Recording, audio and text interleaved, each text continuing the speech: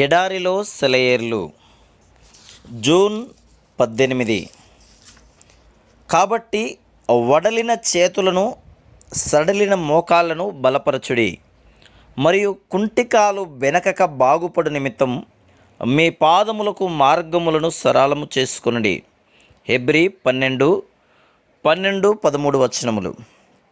మన విశ్వాసపు చేతుల్ని పైకెత్తమని, ప్రార్థన మోకాళ్ళని దృఢంగా చేసుకోమని ఇది దేవుని నుండి ఒక ప్రోత్సాహ వాక్యం. ఒక్కోసారి మన విశ్వాసం అలసిపోయి సడలిపోయి నిరాశపడిపోతుంది.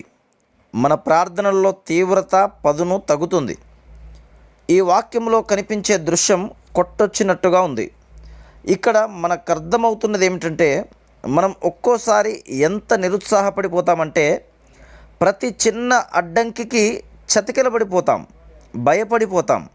దాన్ని ఎదుర్కోకుండా చుట్టూ తిరిగి నడిచి వెళ్ళాలనిపిస్తుంది. తేలిక దారుల్ని వెతుకుతాం.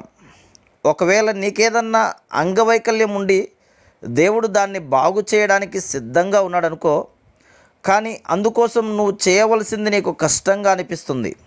మనుషుల్ని సహాయం అడగడం తేలిక అనిపిస్తుంది.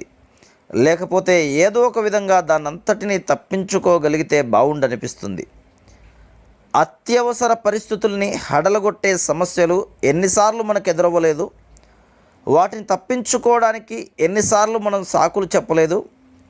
దాన్ని గురించి ఆలోచించడానికి ఇప్పుడప్పుడే నేను సిద్ధంగా లేను, అలా కాదు, ఎంతో కొంత త్యాగం చేయాలి, ఎంతో కొంత లోబడాలి, ఏదో ఒక ఎరుకో పట్టణాన్ని పట్టుకోవాలి, ప్రార్థనకు ఏదో ఒక జవాబు వచ్చేదాకా కనిపెట్టాలి, ఎంతో కొంత అస్వస్థతను భరించాలి, ఎంతో కొంత నష్టపోవాలి, సహనం వహించాలి. దేవుడు అంటున్నాడు, వేలాడిపోతున్న చేతుల్ని పైకెత్తండి, వరదలో గుండా సూటిగా నడిచిపోండి. మీ కళ్ళ ఎదుటే నీళ్లు చీలి మీకు దారినిస్తాయి. ఎర్ర సముద్రం పాయలవుతుంది, యోర్దాను నది దారినిస్తుంది. దేవుడు మిమ్మల్ని విజయంలోకి నడిపిస్తాడు.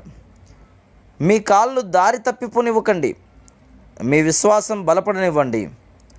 ధైర్యంగా సాగిపో. నీకు లొంగని ఎరుకో ఏది ఉండదు. ఏ ప్రదేశంలోనూ నీకు అలవి కాని సైతాను బలం ఉండదు. ఇది మనకెంతో ప్రయోజనకరం, అనుసరణీయం అయిన పాఠం.